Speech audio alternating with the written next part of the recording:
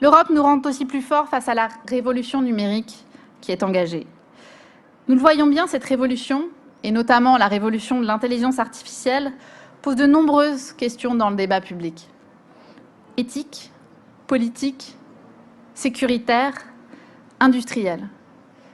Et elle pose notamment la question de savoir comment on peut mieux protéger nos enfants des effets parfois délétères que peuvent avoir les écrans. Je sais d'ailleurs que c'est un sujet sur lequel Horizon est engagé de longue date, que c'est vous qui avez porté l'idée de mettre en place la majorité numérique à 15 ans, un âge en dessous duquel on ne doit pas avoir accès à certains contenus d'Internet ou aux réseaux sociaux. Je crois que c'est du bon sens. Et je dis à celles et ceux qui en doutent que c'est possible. Et c'est justement pour ça que je souhaite que l'Europe suive le pas de la France et fixe des règles claires sur l'usage des écrans pour nos jeunes. La majorité numérique à 15 ans sur les réseaux sociaux. Le contrôle parental par défaut sur les portables. La vérification systématique de l'âge pour empêcher l'accès aux sites Internet interdits aux mineurs. C'est la santé mentale et la préservation de l'adolescence de nos enfants qui est en jeu. Mais je crois aussi en matière numérique que l'Europe est un atout pour réaliser ce que notre pays ne peut pas faire seul. Un atout pour être la bonne échelle afin d'imposer un rapport de force aux géants du numérique qui ne respectent pas nos règles. Nous l'avons fait avec le DSA et le DMA qui posaient un principe simple. Ce qui est interdit hors ligne doit l'être en ligne. Eh bien, ce rapport de force, nous l'imposerons chaque fois qu'il le faudra. Contre X, s'il continue de ne pas respecter les règles de filtrage qui laissent nos jeunes voir des horreurs sans aucun filtre. Contre TikTok aussi, et nous venons de remporter un combat en les empêchant de lancer leur nouvelle modalité, TikTok Lite, basée sur un principe dangereux. Plus les jeunes regardent des vidéos, plus ils sont rémunérés avec des bons d'achat Amazon. Eh bien, nous avons su l'empêcher. Nos enfants ne sont pas des cobayes.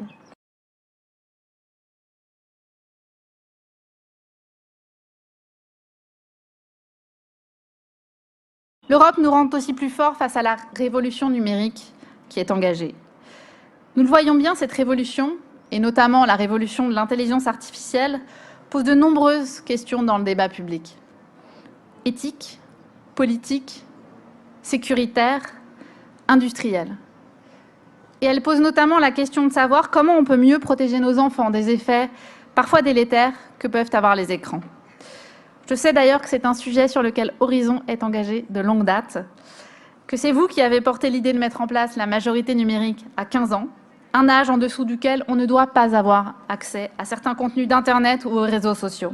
Je crois que c'est du bon sens. Et je dis à celles et ceux qui en doutent que c'est possible. Et c'est justement pour ça que je souhaite que l'Europe suive le pas de la France et fixe des règles claires sur l'usage des écrans pour nos jeunes.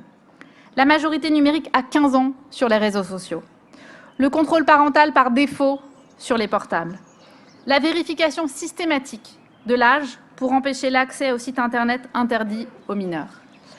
C'est la santé mentale et la préservation de l'adolescence de nos enfants qui est en jeu.